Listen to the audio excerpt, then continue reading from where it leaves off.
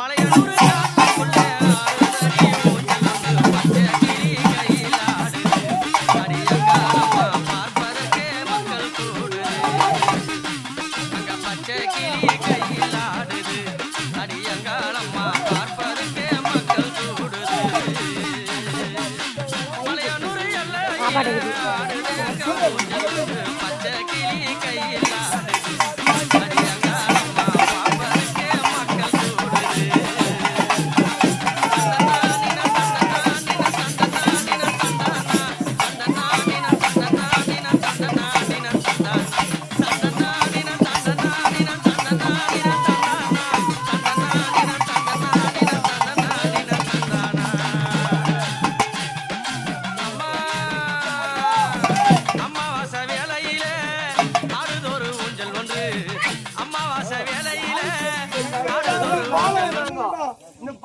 தோல்ல மாட்டி சாவடிக்குது தாயி.